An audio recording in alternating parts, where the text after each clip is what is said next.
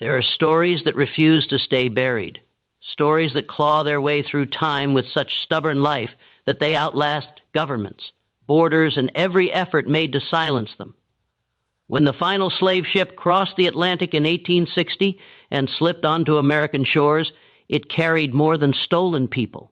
It carried a secret so explosive that the men responsible spent the rest of their lives trying to smother it.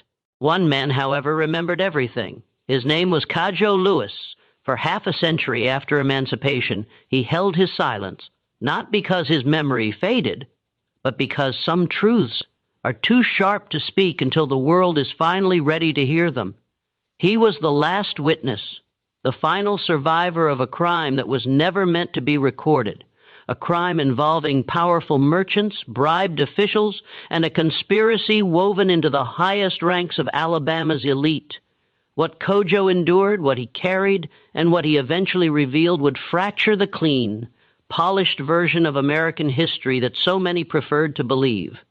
But the question that stalked him throughout his life was simple and cruel. If he told the truth, would anyone believe him? Or worse, would someone make sure he didn't live long enough to finish the story? The Clotilda glided into Mobile Bay under a moon drowned by humidity on a July night thick with heat. Captain William Foster knew exactly what he risked. For more than 50 years, importing enslaved Africans had been a federal crime. Any ship caught would be confiscated, its human cargo freed, and its crew tried as pirates, punishable by death. But Timothy Meagher, one of Mobile's wealthiest shipbuilders, had made a wager, a reckless, swaggering dare born from pride and too much whiskey. Months earlier, during a tense dinner with Northern guests, the conversation had turned toward states' rights and federal power. The Northerners mocked the idea that the old slave trade could ever return, declaring it a barbaric relic the modern world had abandoned. Meagher, face flushed with anger, slammed his fist on the polished table. "I'll bring a shipload of Africans straight into Mobile Bay," he snarled, "and your federal government won't lay a finger on me. I'll show you what Southern power really means, and how worthless your so-called laws truly are." Room had fallen into uneasy silence. Some guests chuckled, assuming it was the bourbon speaking. But Timothy Meagher was not a man of idle boasts. He had built his empire on calculated defiance and an unshakable belief in his own immunity. His brother James leaned in, eyes narrowing with interest, and from that moment the wager became a mission, and the crime began. "How much would such a venture cost?" he asked quietly. Within a week, the conspiracy was formed. Timothy and James Meagher, along with Burnsme and several other wealthy planters, pulled together $35,000, an enormous sum in 1860. They hired Captain William Foster, a skilled sailor with a reputation for discretion and a willingness to bend the law for the right price. The Clotilda was prepared for the voyage. Its hold modified to carry human cargo, its papers falsified to show a legitimate trading mission to the Caribbean. Foster sailed from Mobile in March 1860, crossing the Atlantic with a crew of 12 men who had been carefully selected for their loyalty and their silence. The journey to West Africa took 6 weeks. When they arrived at the port of Wada in the kingdom of DEI, Foster made contact with local slave traders who served King Glale. The kingdom of Dahomey was one of the most powerful states in West Africa, and King Glale maintained his power through constant warfare with neighboring kingdoms. Prisoners of war were Dahomey's most valuable export, and the king's warriors were legendary for their brutality and efficiency. Foster didn't care about the politics or the history. He cared only about filling his ship's hold and returning to Mobile before federal authorities caught wind of the operation. 110 people were purchased for $9,000 in gold. They came from various ethnic groups, Yoruba, Fawn, and others captured during raids on villages throughout the region. Among them was a young man named Olukosola, barely 19 years old, who would later be known as Cudjo Lewis. Cudjo's village of Bante had been prosperous and peaceful. His father was a respected member of the community, a man who settled disputes and advised younger men on matters of farming and family. Cudjo had been training to follow in his father's footsteps, learning the traditions and responsibilities that would one day be his. He had sisters and brothers, aunts and uncles, a network of family that stretched through the village like roots through soil. The morning of the raid, Cudjo had been working in the fields with his father and older brother. They heard the drums first, not the familiar rhythms of celebration or ceremony, but urgent, frantic beats that meant only one thing: danger. By the time they reached the village, smoke was already rising from burning homes. The Diomi warriors had struck a dawn when most people were still waking, when defenses were at their weakest. Cudjo's father pushed him toward the forest, shouting for him to run, to hide, to survive. But Cudjo hesitated, looking back to see his mother and sisters. That hesitation cost him everything. A warrior grabbed him, struck him across the head with the flat of a machete, and he fell into darkness. When he woke, he was chained by the neck to a line of other captives. His head throbbed with pain, and blood had dried on his face. He called out for his family, but no one answered. The warriors marched them for 6 days, stopping only briefly for water and a handful of food. Those who couldn't keep pace were beaten. Those who collapsed were left behind to die. At the coast, Cudjo saw the ocean for the first time in his life. It stretched endlessly. A vast expanse of water that seemed to swallow the sky, and anchored in the harbor was the Clotilda, a ship that would carry him away from everything he had ever known. The Middle Passage took 45 days, 110 PO. So were packed into a hold designed for cargo, not human beings. They were chained in rows, unable to stand, barely able to move. The air was thick with the smell of sweat, vomit, and human waste. Disease spread quickly in the cramped, filthy conditions. Several people died during the voyage, their bodies thrown overboard without ceremony. Cudjo would never speak in detail about those weeks. When asked later in life, he would shake his head and say only, "It was a terrible time I do not like to remember, Mu." But the scars on his wrists and ankles told part of the story. The nightmares that woke him screaming for decades afterward told another part. Some experiences are too traumatic to put into words, too painful to revisit even in memory. When the Clotilda finally reached American waters in early July 1860, Captain Foster faced a critical problem. Federal authorities in Mobile had heard rumors about Timothy Mee's boast. Revenue cutters were patrolling the bay, and customs officials were on high alert. Foster couldn't simply sail into port and unload his illegal cargo. He needed a plan. Foster anchored the Clotilda in a remote section of Mobile Bay, far from the main shipping channels. Under cover of darkness, he transferred the captives to a riverboat owned by Burns Mihar. The operation took hours, with terrified, confused people being moved from one vessel to another while armed men shouted orders in a language they didn't understand. Once the transfer was complete, Foster made a decision that would hide the evidence of his crime for more than a century and a half. He ordered that Clotilda stripped of anything valuable, then set it on fire. As flames consumed the ship, Foster and his crew watched from the riverboat. When the fire had done its work, they towed the burning hulk into a remote bayou and let it sink into the dark water. The physical evidence of the crime disappeared beneath the surface, leaving only the human witnesses, witnesses who spoke no English and had no legal standing in American society. The captives were taken upriver to a swampy, isolated area north of Mobile. There, hidden in the dense cane brakes and cypress swamps, they were kept in makeshift camps while the Mia brothers decided how to distribute their illegal property. For weeks, the Africans lived in a state of terrified confusion. They didn't know where they were, didn't understand what was happening, and had no way to communicate with their captives beyond gestures and desperate attempts at pantomime. Timothy Mia visited the camp several times, walking among the captives like a farmer inspecting livestock. He pointed at individuals, making notes in a ledger, dividing them up among his family and business associates. Cudjo and about 30 others were assigned to work on the Miha plantation. They were given new names, simple, easy names that white overseers could pronounce. Ola Losola became Cudjo, a name that meant nothing to him, that carried none of the history and identity his real name represented. The Africans were issued rough clothing, shown to crude cabins, and put to work. But unlike enslaved people born in America who had been conditioned from birth to accept their bondage, the Clotilda survivors remembered freedom. They remembered their real names, their languages, their families, their villages. They had been whole people with complete lives, and those memories made them dangerous. The Mia brothers understood this danger.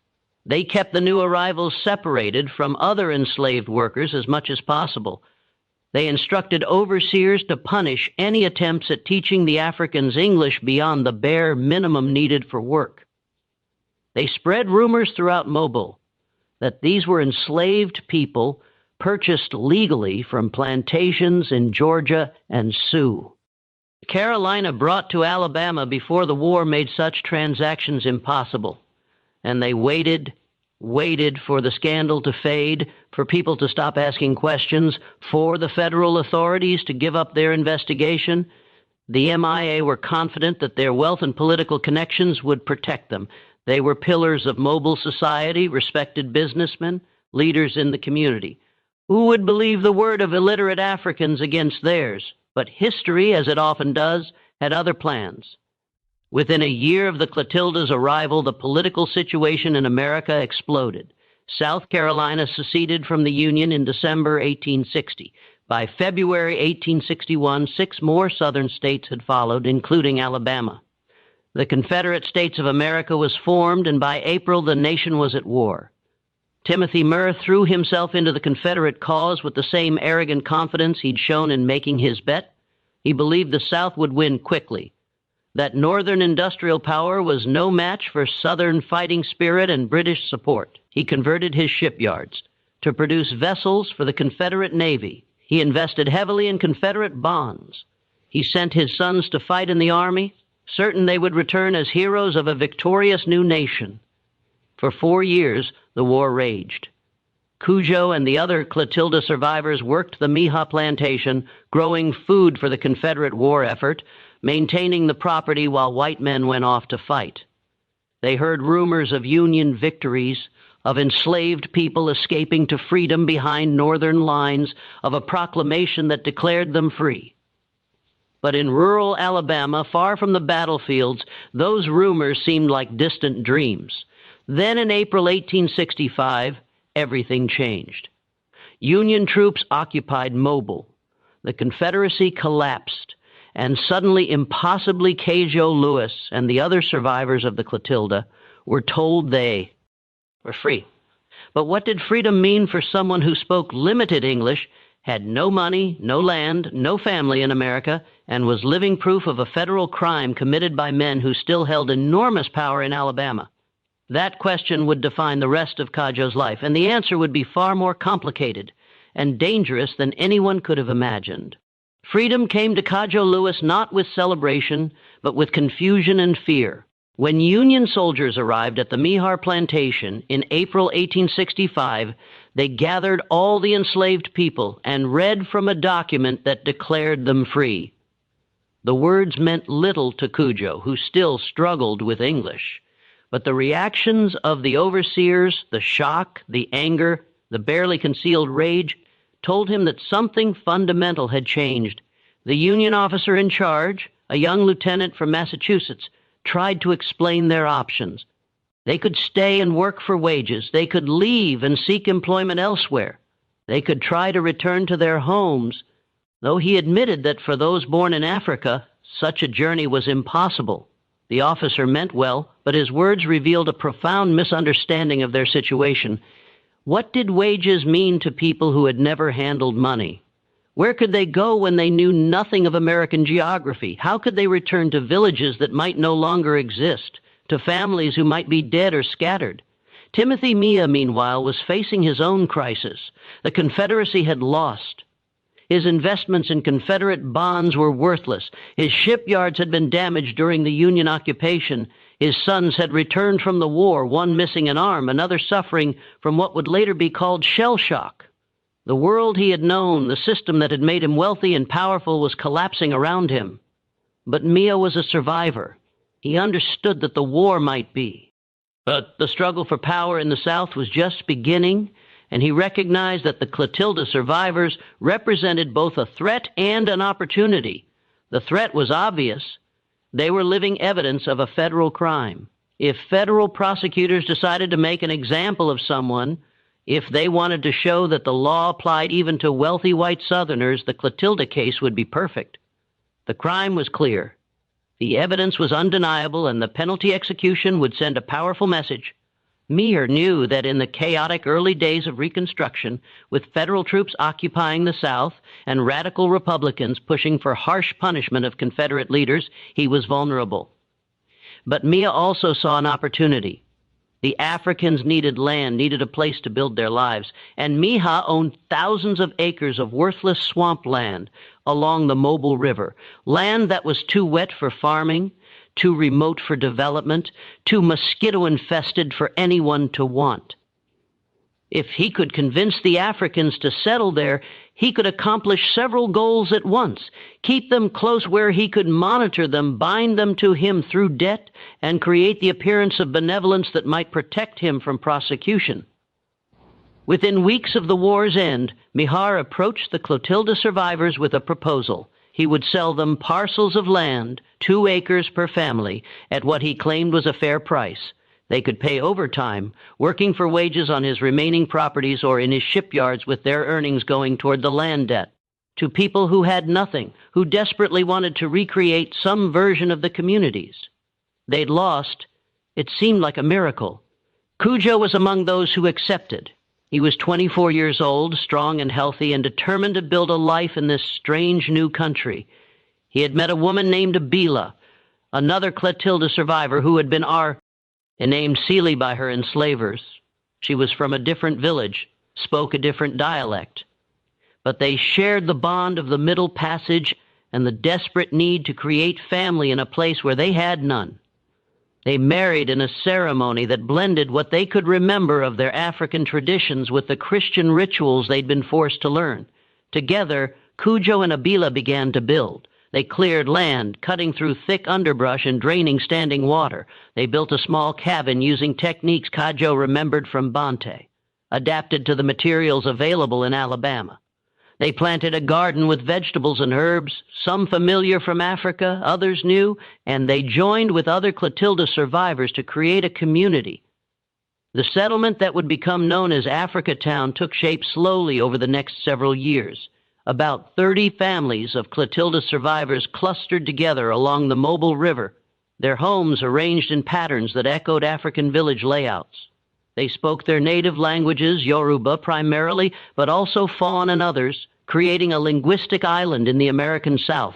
They practiced what they could remember of their traditions, adapted what they had to forget, and created something new, a hybrid culture that was neither fully African nor fully American. But the land deal that had seemed like salvation revealed itself to be another form of bondage. The prices Miha charged were inflated far beyond the land's actual value. The interest rates were usurious, and the wages he paid for work were barely enough to cover basic necessities, let alone make significant payments on the debt. Cudjo and the others found themselves trapped in a cycle that would take decades to escape, working constantly, earning little, always owing more. And beneath the economic exploitation lay a more insidious form of control, fear. Timothy Mia and his brothers began a quiet but relentless campaign to ensure the Clotilda survivors stayed silent about the ship and the circumstances of their arrival in America. The message was delivered through intermediaries, overseers, foremen, white workers who had connections to the MIA family. It was never explicit, never written down, but it was unmistakable. Speaking about the Clotilda would bring trouble. The threat took many forms. Sometimes it was economic. Mr. Meyer might have to call in those land debts if people start spreading stories. Sometimes it was legal. Federal authorities might decide to deport anyone who was brought here illegally. Sometimes it was more direct. Accidents happen to people who don't know when to keep their mouth shut. Cudjo understood the game being played. He had seen how power worked in Dahomey, where King Glay maintained control through a combination of rewards and threats. The Mehers were using the same tactics. They gave just enough land wages the appearance of freedom to make people hesitant to risk losing it. And they created just enough fear to keep people from speaking out. The 1870s brought new challenges and new dangers. Reconstruction was in full swing, and for a brief moment it seemed like real change might be possible. Black men could vote. Black politicians were elected to local and state offices. Schools were open for black children. Federal troops enforced the new laws, protecting black citizens from violence and intimidation. Cudjo watched these developments with cautious hope. He learned to read and write, attending classes taught by Northern missionaries who had come south to educate the formerly enslaved. He registered to vote, casting his ballot in elections for the first time in his life. He attended political meetings where black and white Republicans discussed plans for rebuilding the South on principles of equality and justice. But he also saw the backlash. White supremacist groups, the Ku Klux Klan, the White League, the Red Shirts launched campaigns of terror against black communities. They burned schools and churches. They murdered black politicians and voters. They attacked anyone, black or white, who supported Reconstruction policies. The violence was systematic, organized, and designed to send a clear message. Black political participation would not be tolerated. In 1874, Cudjo witnessed an event that would haunt him for the rest of his life. A black man named Samuel Johnson, who had been elected to the Mobile City Council, was found dead on the road between Africa Town and Mobile. The official story was that he'd been killed by robbers, but everyone knew the truth. Johnson had been murdered because he'd spoken out against the Mir family's business practices, including their exploitation of black workers. No one was arrested. No investigation was conducted. The message was clear. Even elected officials weren't safe if they challenged white power. Cudjo attended Johnson's funeral, standing in the back of the church, listening to the preacher talk about martyrdom and justice. But what Cudjo heard beneath the words was a warning. This could happen to anyone who speaks too loudly. By 1877, Reconstruction was effectively over. Federal troops withdrew from the South. White supremacist governments reclaimed power throughout the region. The brief window of black political participation slammed shut. New laws, the Black Codes, later replaced by Jim Crow legislation, stripped away voting rights, segregated public spaces, and created a system of legal discrimination that would last for nearly a century. The Mihar family, far from being prosecuted for their crime, grew even wealthier and more powerful. Timothy Mihur expanded his business interests, investing in railroads, lumber mills, and real estate. He became a respected figure in mobile society, his past conveniently forgotten by white citizens who benefited from his economic influence. When he died in 1892, his obituary in the Mobile Register praised him as a pioneer businessman and pillar of the community. The Clotilda was not mentioned. Cudjo and Abila, meanwhile, were raising a family. Their first child, Alec, was born in 1866. James followed in 1868. Then Cudjo Jr. in 1870, Polly in 1872, David in 1875, and finally Celia in 1878. 6 children born free in America who would never know the horrors their parents had endured, but would inherit the consequences. Cudjo worked constantly to provide for his family. He labored on the docks, loading and unloading ships. He worked in lumber mills, cutting timber from the forests around Mobile. He did odd jobs for white families, repairing fences, building sheds, whatever would earn a few dollars. Isla took in laundry, washed clothes for white families, and sold vegetables from their garden. Together, they slowly, painfully paid down the debt on their land. But Cudjo also made time to teach his children about their heritage. In the evenings after work, he would gather them around and tell stories about Bante. He taught them words in Yoruba, though he knew they would never be fluent. He explained the traditions of his people, the values that had guided his life before the Clotilda. He wanted them to know where they came from, even if he couldn't tell them the full truth of how they'd arrived in America. The children grew up straddling 2 worlds. At home, they heard African languages and stories. In the wider world, they faced the harsh realities of being black in Jim Crow, Alabama. They attended segregated schools with hand-me-down textbooks and underpaid teachers. They learned to navigate the complex rules of racial etiquette. Never look a white person dire. See lay in the eye. Always step off the sidewalk when a white person approaches. never question or challenge white authority. Cudjo watched his children navigate these dangers with a mixture of pride and heartbreak. They were adapting, surviving, finding ways to live in a hostile world. But he also saw how the system was crushing their spirits, limiting their possibilities, teaching them to accept injustice as normal.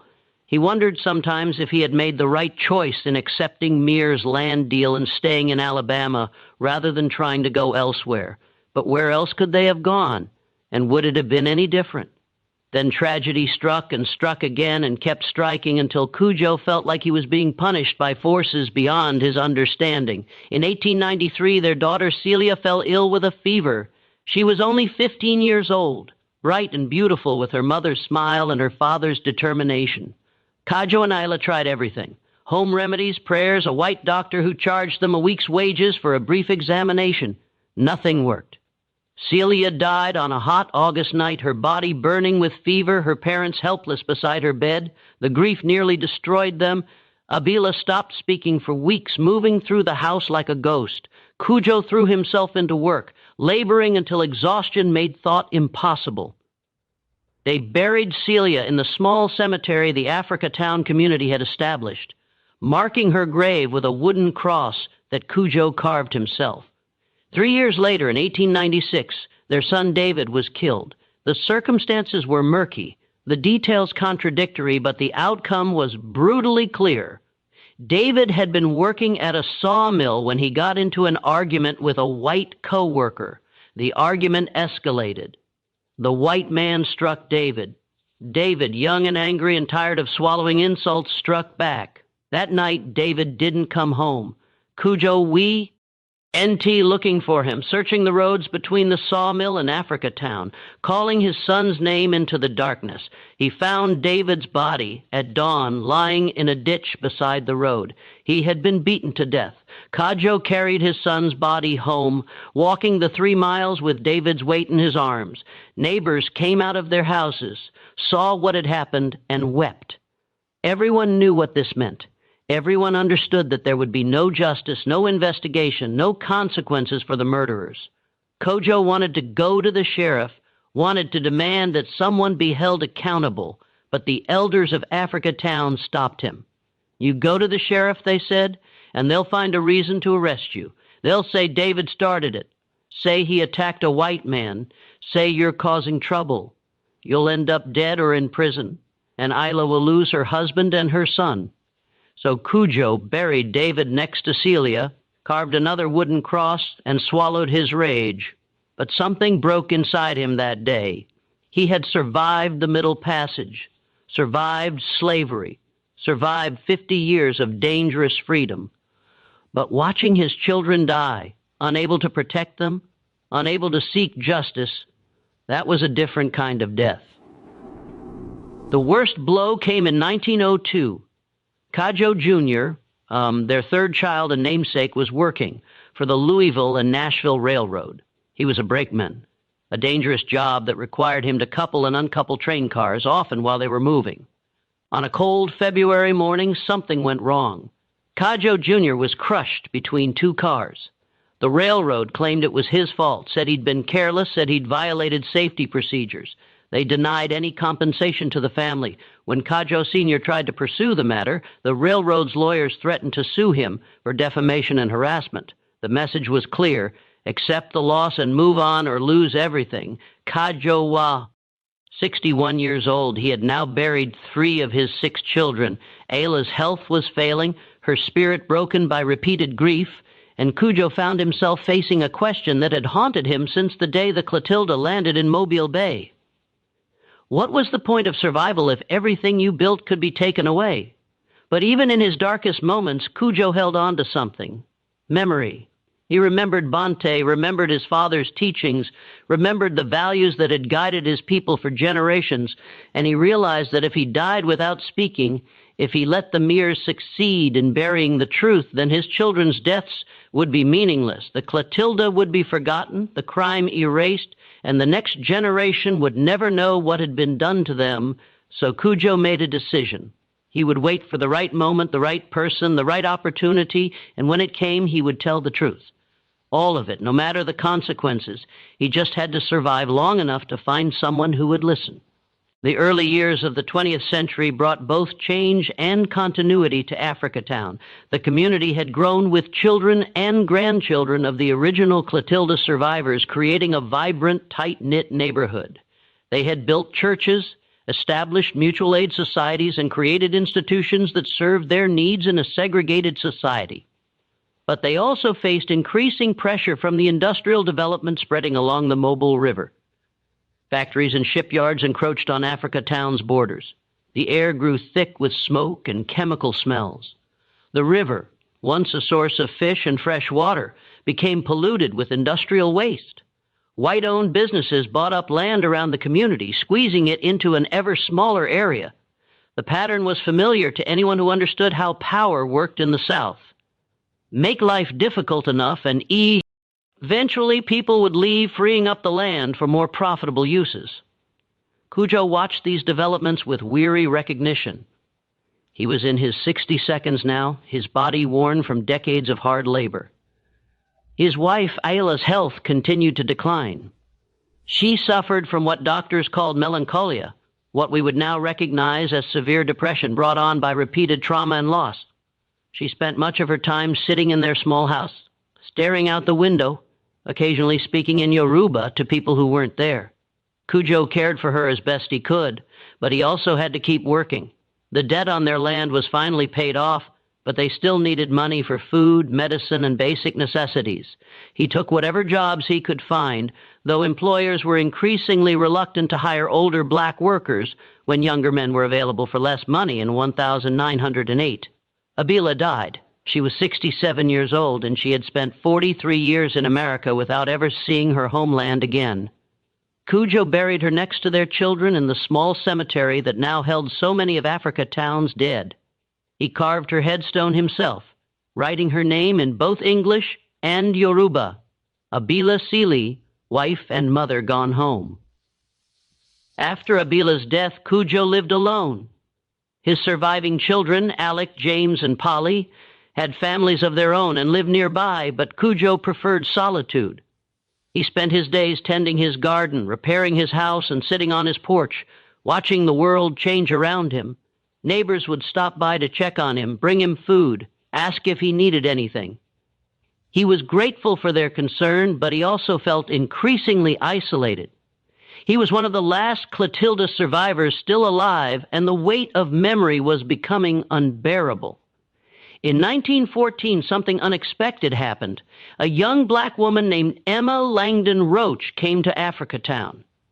She was a writer and historian interested in documenting the stories of formerly enslaved people before they were lost forever. She had heard rumors about the Clota and wanted to know if they were true. Cudjo agreed to speak with her, though he was cautious. He told her about his life in Bante, about the raid in the Middle Passage, about the years of slavery, and the complicated decades of freedom. But when she asked specific questions about the Clotilda, who had brought them, how they had arrived, what had happened to the ship, Cudjo became evasive. It was a long time ago, he said. My memory is not so good anymore.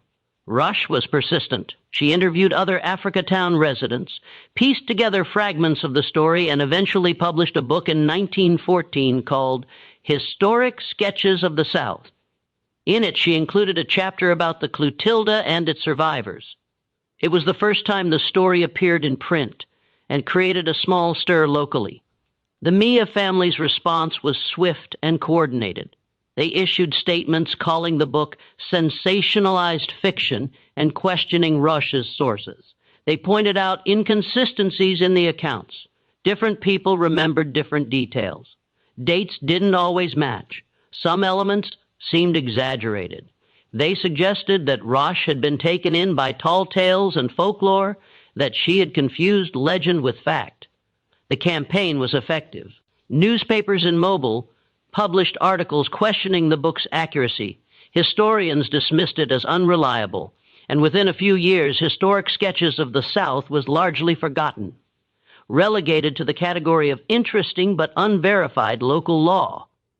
Cudjo read about the controversy with a mixture of frustration and resignation. He had told Rush the truth, or at least part of it, but he had also held back. afraid of what might happen if he spoke too openly. And now the Murs had successfully discredited the story, making it seem like fantasy rather than documented fact. The pattern was depressingly familiar. The powerful control the narrative, and the powerless watch their truths be erased. But Cudjo also noticed something interesting. Despite the Mihar's efforts to discredit the book, people kept asking questions. Journalists would occasionally come to Africa Town looking for the old African man who had supposedly been brought on the last slave ship. Historians wrote letters asking for interviews. Even some white residents of Mobile expressed curiosity about the story.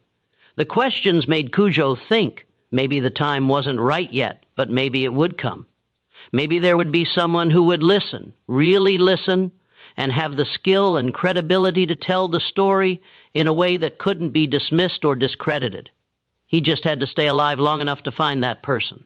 The years passed slowly. World War I came and went, barely touching Africa Town except for the young men who went to fight and sometimes didn't come back. The 1920s brought economic prosperity to some parts of America, but not to black communities in the South. Africa Town remained poor, isolated, and increasingly surrounded by industrial development that brought pollution, but no jobs for local residents. Cudjo was in his 80s now, moving slowly, his vision failing, his hearing diminished, but his mind remained sharp, and his memory was perfect. He could still recall every detail of Bante, could still hear his father's voice, could still feel the weight of chains on his wrists during the Middle Passage. The memories hadn't faded. If anything, they had become more vivid as other aspects of his life receded. Then, in the spring of 1927, a woman named Zora Neale Hurston came to Africa Town. Hurston was unlike anyone Cudjo had ever met. She was a young black woman educated at Barnard College in New York, studying anthropology under the famous Franz Boas. She was researching African American folklore and culture, traveling through the South with a notebook, a camera, and an insatiable curiosity. She had heard about Africa Town from other researchers, and she was determined to document the stories of the Clotilda survivors before they were lost forever. When Hurston knocked on Cudjo's door, he was initially suspicious. He'd spoken to journalists and researchers before, and the experience had rarely been positive. They usually wanted exotic stories about Africa, wanted to hear about savage customs and primitive beliefs, wanted to treat him like a curiosity rather than a person. But Hurston was different from the first moment she spoke. "Mr. Lewis," she said, "I'm here to listen to your story. Not the story white people want to hear, but your story in your own words, told the way you want to tell it. I'm here to write it down exactly as you say it, to preserve your voice and your truth. And I promise you that I will do everything in my power to make sure the world hears what you have to say." Cudjo looked at her for a long moment, studying her face, trying to gauge her sincerity. He had been waiting for this moment for more than 60 years, waiting for someone he could trust with the full truth. Was this young woman the one? "Come in," he said finally. "Sit down. I will tell you everything." Over the next several months, Hurston visited Cudjo regularly. She would arrive in the morning, notebook in hand, and sit on his porch or in his small living room. Cudjo would talk, sometimes for hours, speaking in a mixture of English and Yoruba, occasionally pausing to find the right words or to compose himself when memories became too painful. Hurston was a skilled interviewer. She didn't interrupt, didn't push for sensational details, didn't try to shape the narrative to fit preconceived ideas. She simply listened, asked clarifying questions, and wrote down everything Cudjo said. She also took photographs, Cudjo standing in front of his house holding tools, tending his garden, sitting in his rocking chair on the porch. Cudjo told her everything. He described his childhood in Bante in vivid detail, the layout of the village, the daily routines, the ceremonies and celebrations, the social structures and family relationships. He talked about his father's teachings, the values that had guided his people, the sense of belonging and purpose that had defined his early life.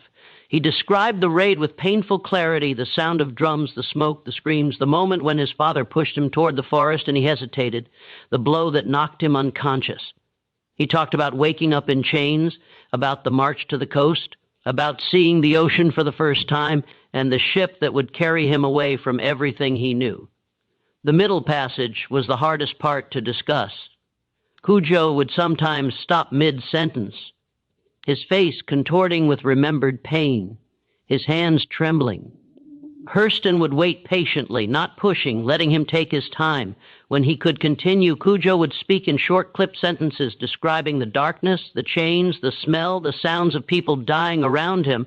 He talked about arriving in Mobile Bay, about the burning of the Clot, about being hidden in the swamps while the Mia, her brothers, decided what to do with their illegal cargo. He described the years of slavery, the confusion of freedom, the land deal that had seemed like salvation, but turned out to be another form of bondage. And he talked about his children, their births, their lives, their deaths. This was perhaps the most painful part of all, more painful even than the middle passage, because these were losses that still felt fresh, wounds that had never healed. When Cudjo spoke about burying Celia, David and Cudjo Jr., and tears ran down his weathered face, and his voice broke with grief that was as raw as the day it had happened. But Cudjo also revealed something that Hurston hadn't expected. He was still afraid, even at 86 years old, even with most of the Mir brothers dead, even with slavery abolished for more than 60 years. He was afraid of what would happen if he spoke too loudly. "They don't want us talk about the ship," Cudjo told Hurston. "They say it make trouble. They say we should forget, move on, not stir up old problems. But how can I forget? How can I move on when I remember everything? When I close my eyes, I see my father's face. I hear my mother's voice. I smell the smoke from our burning village. How do you forget that?" Hurston asked him why he was afraid, what specifically he thought might happen. Cudjo's answer was both simple and devastating. The Mia, her family, still own most of the land around here. He said they still have power, still have friends in government, still have ways of making life difficult for people who cause trouble. "And I still live on land I bought from them. My children live here, my grandchildren live here. If I speak too loud, if I make them angry, what happens to my family after I'm gone?" It was a question that revealed the fundamental nature of power and oppression. Even after slavery ended, even after legal equality was supposedly established, the mechanisms of control remained. Economic dependence, social pressure, the threat of violence. These tools were just as effective as chains and whips, and in some ways more insidious because they were harder to see and harder to fight. But Cudjo also told Hurston something else. "I am old now. I have lived longer than I ever thought I would. I have seen my children and grandchildren grow. I have paid off my land debt. I have built I stay here, even though it is not the life I would have chosen. And I want the truth to be known before I die. I want people to understand what was done to us, not just by the Mihers, but by a whole system that allowed it to happen and then tried to pretend it never did." Uran promised to tell his story to make sure the world knew what had happened. She took photographs of Cudjo standing in front of his house, holding tools, tending his garden. In one particularly striking image, Cudjo stands straight despite his age, looking directly at the camera with an expression that is both dignified and defiant. His eyes seem to look through the lens through time directly at future viewers, demanding to be seen and heard. Hurston also interviewed other Clota survivors still living in Africatown. There were only a handful left by then. Polly Allen, Osaki, a few others. Each had their own story, their own memories, their own perspective on what had happened. Hurston documented all of them, creating a comprehensive record of the Clotilda and its survivors. When Hurston finished her research and returned to New York, she wrote a book based on her interviews with Cudjo. She titled it Barracan, using the term for the holding pens where enslaved Africans were kept before being loaded onto ships. The manuscript was powerful, raw, and unflinching. It presented Cudjo's story in his own words, preserving his voice and his perspective without filtering it through academic language or literary conventions. But when Hurston tried to publish the book, she ran into a wall. Publishers in the late 1920s and early 1930s weren't interested in a story about the illegal slave trade told from an African perspective. They wanted stories that fit comfortable narratives about the Old South, about reconciliation and progress, about how far America had come since the bad old days of slavery. Cudjo's story was too raw, too accusatory, too uncomfortable. Some publishers objected to Hurston's decision to preserve Cudjo's dialect rather than translating it into standard English. They said it made the book hard to read, that it would limit its audience, but Hurston refused to change it. Preserving Cudjo's voice exactly as he spoke was essential to the integrity of the story. To translate it into standard English would be to erase him again, to make him fit into white expectations rather than presenting him as he truly was. Other publishers were more direct about their concerns. The Mija family was still prominent in Alabama. The story made respected Southern businessmen look like criminals. It raised uncomfortable questions about how many other respected families had built their wealth through illegal and immoral means. It challenged the narrative of Southern honor and nobility that was being actively promoted through books, movies, and popular culture, one publisher told Hurston bluntly. This book would cause too much trouble. It would offend too many people. It would open old wounds that are better left closed. Why can't you write something more uplifting, something that shows how far we've come rather than dwelling on the past? Hurston tried multiple publishers over several years, but the answer was always the same: no, frustrated and eventually moving on to other projects. She would go on to write Their Eyes Were Watching God and other celebrated works. Hurston put the Barracoon manuscript in a drawer. It would remain unpublished for nearly 90 years. Meanwhile, back in Africa Town, Cudjo Lewis continued his quiet life.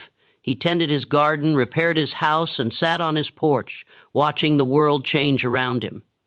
Neighbors would stop by to visit, and Cudjo would tell them stories about Africa, about the old days, about the people who had come on the Clotilda. He became a living link to a past that was rapidly disappearing, a keeper of memories that no one else could preserve. But Cudjo also felt the weight of time pressing down on him. He was in his 90s now, one of the oldest people in Africa Town. His body was failing, his strength diminishing. He knew he didn't have much time left, and he worried about what would happen to the story after he was gone. Hurston had promised to publish it, but years had passed and nothing had appeared.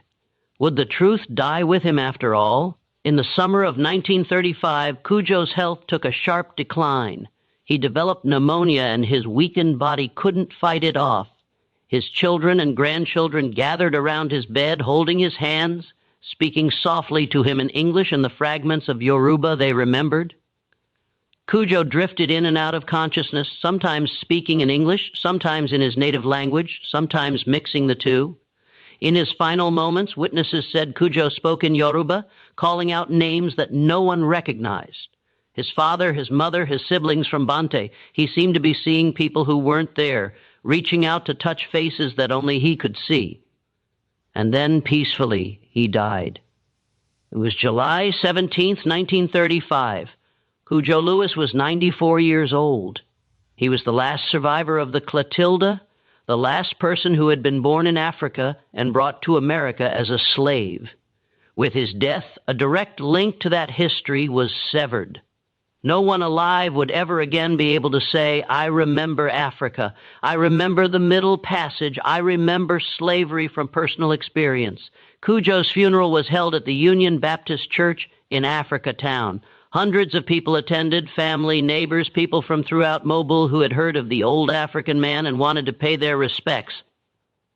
The preacher spoke about Cudjo's long life, his strength, his faith, his dedication to family and calm.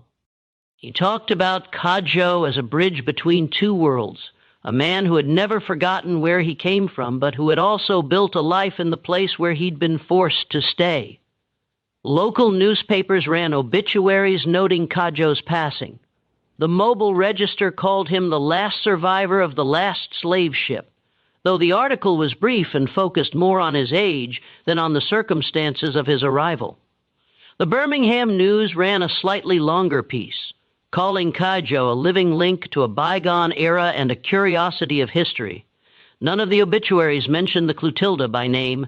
None of them identified Timothy Mia or his brothers as the men who had brought Cudjo to America. None of them called what had happened a crime or suggested that anyone should be held accountable. The story was presented as a sad but distant piece of history, interesting but not particularly relevant to the present. Mia family by then, in its third and fourth generations, said nothing publicly about Cudjo's death, but privately, they must have felt a sense of relief. The last witness was gone. The last person who could testify to what had really happened was dead. The story could finally be buried for good, allowed to fade into legend and folklore, stripped of its power to accuse and demand justice. Except it couldn't, because Cudjo had done something that the MI hadn't anticipated. He had trusted Zora Neale Hurston with the truth, and she had written it down. The manuscript sat in a drawer, unpublished and unknown. But it existed, and as long as it existed, the story could not be completely erased. The truth, it turned out, was more patient than anyone realized. It could wait decades, generations even, for the right moment to emerge, and when that moment came, it would speak with Cudjo's voice, telling a story that refused to die. For decades after Cudjo's death, the story of the Clotilda X existed in a strange liminal space. It was known locally in Mobile and Africa Town, passed down through families like a precious heirloom. Grandparents told grandchildren about the ship that had brought their ancestors from Africa, about the MIH family's crime, about Cudjo Lewis and the other survivors who had built a community from nothing. But outside of Africa Town, the story was treated as folklore, a legend that might or might not be true, interesting but unverified. The Mia family continued to prosper through the mid-century. Their name was attached to streets, buildings, and businesses throughout Mobile. Mia Avenue ran through the heart of the city. The Mia State Park, donated by the family, was a popular recreation area.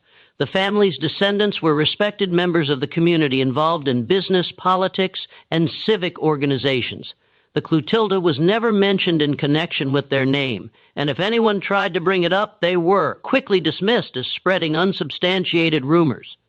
But history has a way of refusing to stay buried, especially when the wounds it inflicted have never healed. In the 1960s and 1970s, as the civil rights movement forced America to confront its racial history, scholars began to take a new interest in stories like Cogos. Researchers started combing through archives looking for evidence of the Clotilda and other aspects of the slave trade that had been deliberately hidden or forgotten. They found shipping records from Mobile in 1860 that showed unusual activity in July, boats moving at night, unexplained transfers of cargo, reports of federal customs officials investigating rumors of an illegal slave ship. They found newspaper articles from the time, brief mentions of Timothy Mia's boast, and the subsequent investigation. They found court documents related to Miho's business dealings that showed large unexplained aid expenditures in early 1860 consistent with financing a slave trading voyage. The documentary evidence was fragmentary but suggestive. It supported the story that had been passed down in Africa Town, lending credibility to what had been dismissed as folklore. Historians began to write about the Clotilda, including it in books about the slave trade and Reconstruction. The story started to reach a wider audience, though it was still treated with some skepticism by mainstream historians who preferred to focus on well-documented events rather than stories based primarily on oral tradition.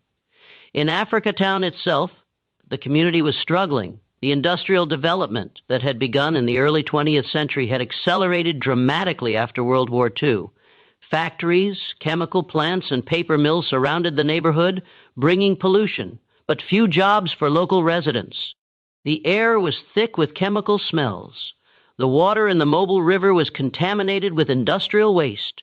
Rates of cancer and respiratory disease in Africa Town were significantly higher than in other parts of Mobile. The community was also dealing with the effects of urban renewal and highway construction. In the 1960s, Interstate 165 was built, cutting through the heart of Africa Town and displacing dozens of families. The highway created a physical barrier that isolated the neighborhood from the rest of Mobile, making it harder for residents to access jobs, services, and opportunities. The pattern was familiar to anyone who understood how urban planning had been used as a tool of segregation and discrimination. Highways were routed through black neighborhoods, destroying communities and depressing property values, while white neighborhoods were protected and preserved. By the 1980s and 1990s, Africatown was in serious decline. Young people were leaving, seeking opportunities elsewhere. Houses were abandoned, businesses closed, infrastructure crumbled. The community that Cudjo Lewis and the other Clotilda survivors had built with such determination and hope was slowly dying, strangled by pollution, neglect, and systemic discrimination. But even as the physical community declined, interest in its history was growing. In 1997, the National Park Service conducted a study of Africatown, documenting its historical significance and recommending that it be preserved as a cultural heritage site. The study included extensive research on the Clotilda, drawing on historical records, archaeological evidence, and oral histories passed down through families. The report confirmed what Africatown residents had always known. The Clotilda story was true. Timothy Mia and his brothers had illegally imported 110 enslaved Africans in 1860, burned the ship to hide the evidence, and escaped prosecution. The survivors had been forced to settle on land sold to them at inflated prices by their former enslaver, creating a community that was both a testament to their resilience and a reminder of the crime that had brought them there. The National Park Service report should have been a turning point, a moment when the story was officially recognized and the community received the support and resources it deserved. But while the report generated some media attention and academic interest, it didn't lead to significant change. Africatown remained poor, polluted, and neglected. The Miha family, when asked about the report, either declined to comment or issued vague statements about the complexity of history and the importance of moving forward rather than dwelling on the past. The physical evidence of the Clotilda, meanwhile, remained elusive. The ship had been burned and sunk in 1860, and the exact location was lost to time. Over the decades, various people had searched for the wreck. But the Mobile Tensor Delta is a vast, complex waterway with countless bayou, channels, and swamps. Finding a single sunken ship in that environment was like finding a needle in a haystack. Without the physical evidence of the ship itself, some historians continue to argue that the Clotilda story couldn't be definitively proven. Yes, there were historical records suggesting that something had happened. Yes, there were oral histories passed down through families, but without the ship, without concrete physical evidence, there was room for doubt. And as long as there was doubt, the story could be dismissed, minimized, or explained away. Then, in 2018, something remarkable happened. A reporter named Ben Raines, working for the Alabama news website AL.com, decided to search for the Clotilda. Raines was an experienced investigative journalist and an amateur marine archaeologist. He had been researching the Clotilda story for years, and he was convinced that the ship could be found if someone looked in the right place with the right tools. Raines started by studying historical records, looking for clues about where Captain Foster might have scuttled the ship. He found accounts from people who had spoken to Foster years after the event, descriptions of the location that mentioned specific landmarks and geographical features. He studied old maps of the Mobile Tensor Delta, comparing them to modern satellite imagery to identify areas that matched the historical descriptions. Using this research, Raines narrowed down the search area to a section of the Mobile River north of the city. He then used sonar equipment to scan the river bottom, looking for anomalies that might indicate a shipwreck. The work was slow, tedious, and often frustrating. The river was murky, visibility was poor, and there were countless pieces of debris and natural features that created false positive. But in January 2018, Raines found something. The sonar showed a large object buried in mud on the river bottom in an area that matched the historical descriptions of where the Clotilda had been scuttled. Raines contacted marine archaeologists from the University of Southern Mississippi and the Alabama Historical Commission. Together, they conducted a more thorough investigation of the site. What they found was unmistakably a ship from the mid-19th century. The vessel was partially buried in mud, but enough was visible to determine its size and construction. It was a two-masted schooner, approximately 86 feet long, built of pine and oak, all details that matched historical descriptions of the Clotilda.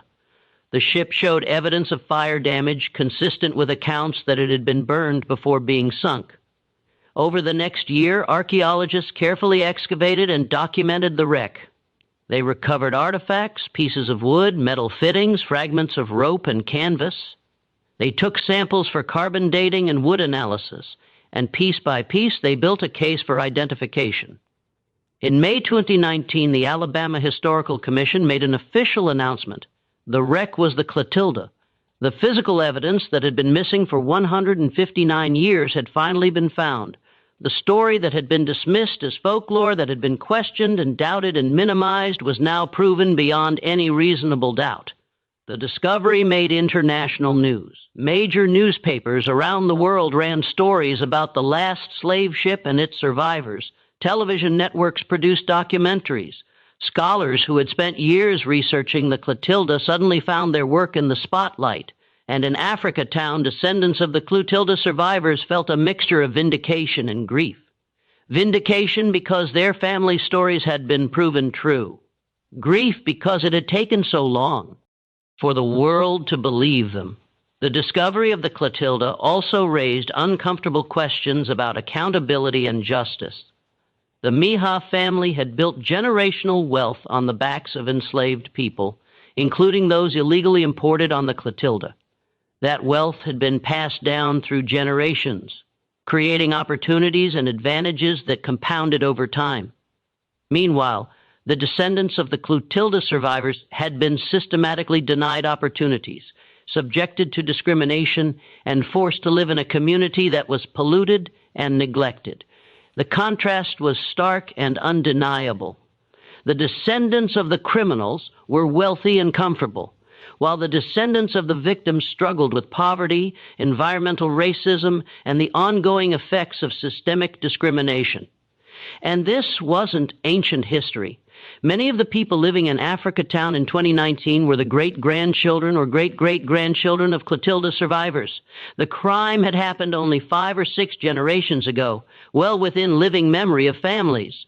Activists and community leaders in Africa Town began to speak out more forcefully about the need for reparations and restorative justice. They pointed out that the Mija family had never been prosecuted for their crime, had never paid any penalty, had never even acknowledged wrongdoing. They argued that the family had a moral obligation to make amends, to use some of the wealth built on slavery to help the community that had been harmed. The Mija family's response was largely silence. A few family members made brief statements expressing general sympathy for the history of slavery and its ongoing effects, but they stopped short of accepting responsibility or offering any concrete form of restitution. Some family members argued that they shouldn't be held accountable for the actions of ancestors who had died more than a century ago. Others simply refused to comment, referring questions to lawyers who issued TERS no-comment statements. The debate over accountability and reparations continued, raising fundamental questions about historical justice. How do you make amends for crimes committed generations ago? Who is responsible? The direct descendants of the criminals or society as a whole? What form should reparations take?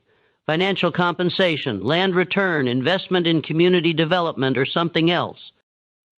And how do you calculate the value of stolen lives, stolen labor, and stolen opportunities that compound across generations? These questions didn't have easy answers, but the discovery of the Clotilda made them impossible to ignore.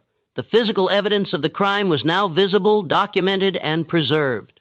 The story could no longer be dismissed or minimized. The truth was out, and it demanded a response. And then in 2018, just as the search for the Clotilda was intensifying, another piece of the puzzle fell into place. Zora Neale Hurston's manuscript Brown, which had been rejected by publishers in the 1930s and had sat in archives for decades, was finally published. The decision to publish came from Hurston's estate and HarperCollins publishers, who recognized that the cultural moment had finally arrived for Cudjo's story to be heard. The book that had been too raw, too accusatory, too uncomfortable in the 1930s was exactly what readers in 2018 needed to hear. The manuscript was edited lightly for clarity, but Hurston's decision to preserve Cudjo's voice and dialect was maintained. The book presented Cudjo's story exactly as he had told it in his own words, with all its power and pain intact. Brown was published in May 2018, almost exactly 1 year before the Clotilda was officially identified. The timing was remarkable, almost as if Cudjo's voice was finally breaking through after decades of silence. The book became a bestseller, reaching audiences around the world, readers who had never heard of the Clotilda, who knew little about the details of the slave trade, were confronted with Cudjo's testimony, direct, personal, and impossible to dismiss. The publication of Brown did something powerful. It gave Cudjo a voice across time. He had been dead for more than 80 years. But suddenly, people were listening to him. They were reading his descriptions of Bante, his account of the raid and the Middle Passage, his careful explanations of how the Mayas had maintained control even after slavery ended. They were hearing his grief over his lost children, his longing for Africa, his complicated feelings about America, a country that had stolen his life, but where he had built a family and a community. Readers were struck by Cudjo's dignity, his intelligence, his moral clarity. He didn't present himself as a victim seeking pity, but as a witness demanding that the truth be acknowledged. He didn't ask for revenge, but he insisted on justice, not just for himself, but for all the people whose stories had been erased or forgotten. The book also revealed something that many readers found shocking. Cudjo's story wasn't just about the past, it was about the present. The systems of power, exploitation, and silence that had allowed the MEA to commit their crime and escape justice were still operating, just in different forms. The mechanisms that had kept Cudjo afraid to speak for 50 years. Economic dependence, social pressure, the threat of violence were still in place, still keeping people silent, still protecting the powerful from accountability. The combination of the Clotilda's discovery and the publication of Brown created a cultural moment.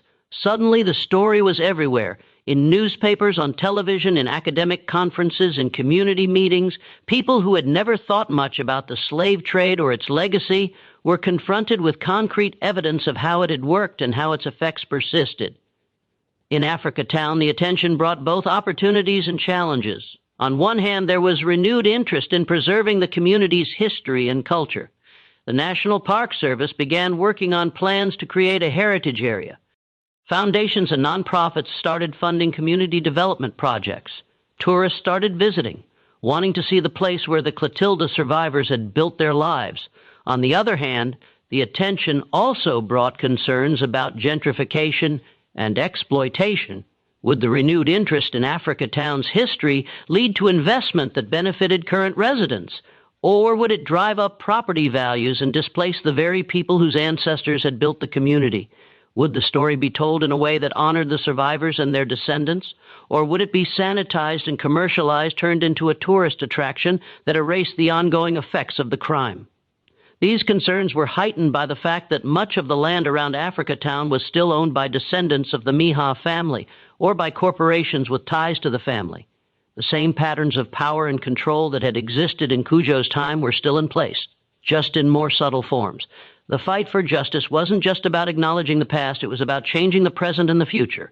In 2020, the Alabama Historical Commission announced plans to create a museum and heritage center in Africa Town dedicated to telling the story of the Clotilda and its survivors. The project would include preservation of Cudjo Lewis's house, which still stood on the land he had purchased from Timothy Miha more than 150 years earlier.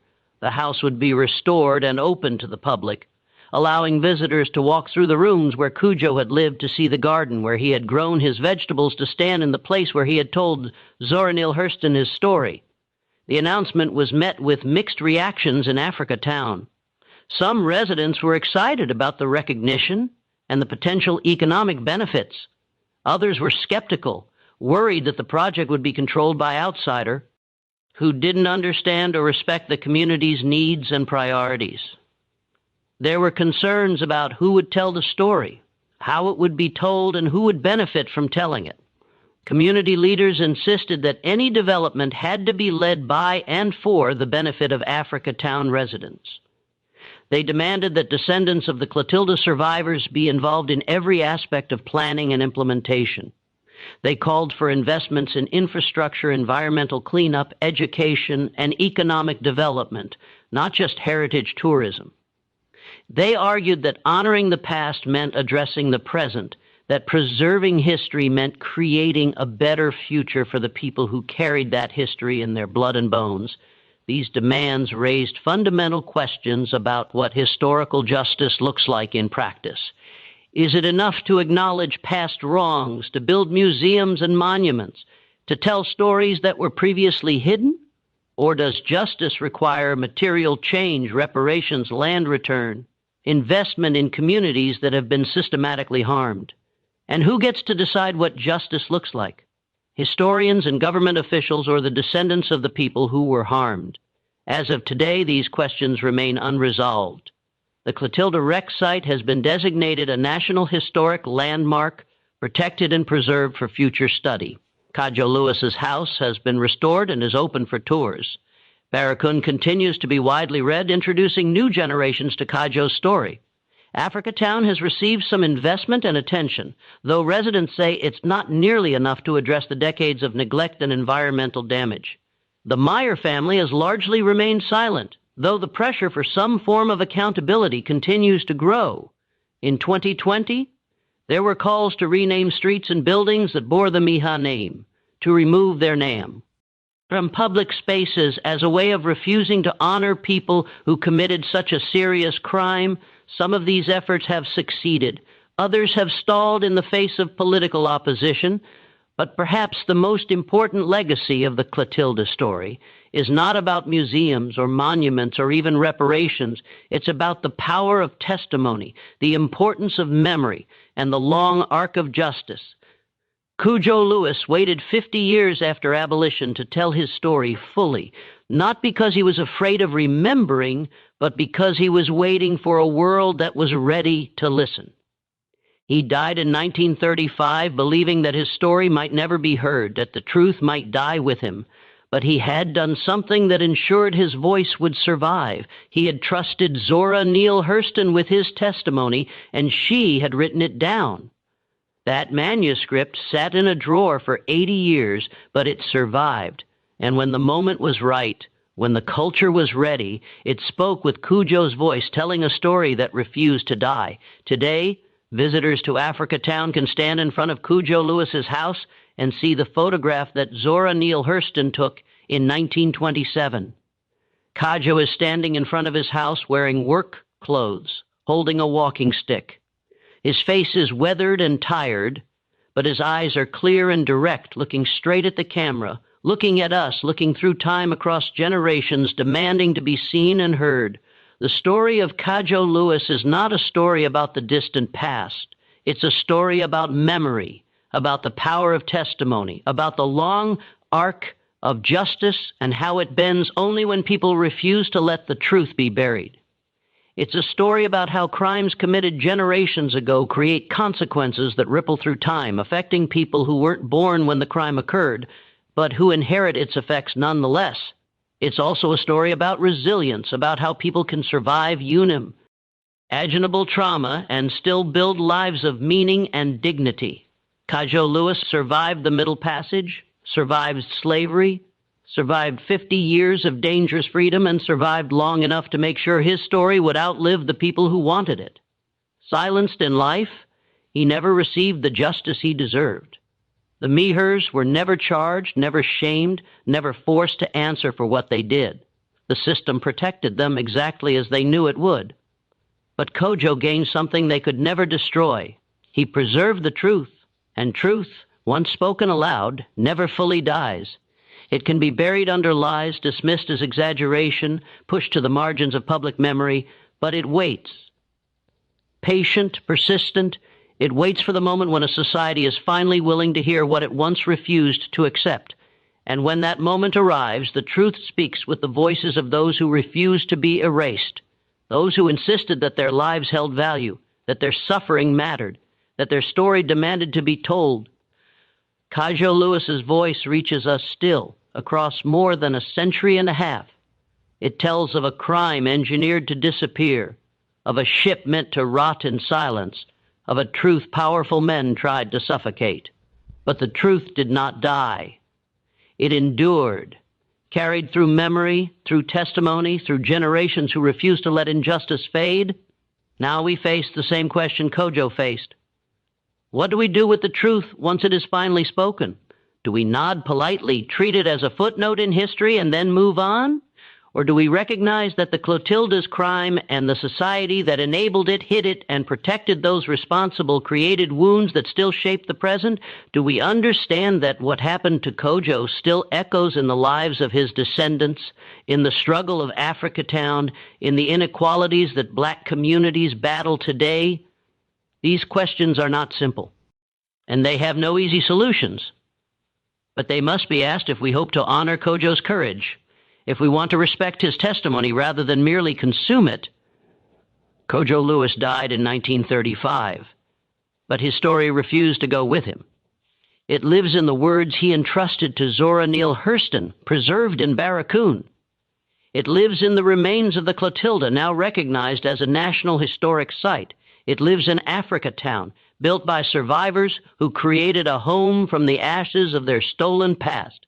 And it lives in the ongoing fight for justice, for acknowledgement, for reparations, for a world where truth is not just recorded but acted upon. In the end, Cudjo did win. Not the justice he should have received in his lifetime, not the peace he longed for, not the return to Africa he dreamed of, but he won the war he cared about most.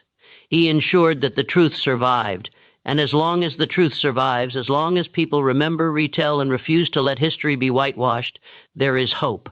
Hope that justice, however delayed, can still arrive however long it takes.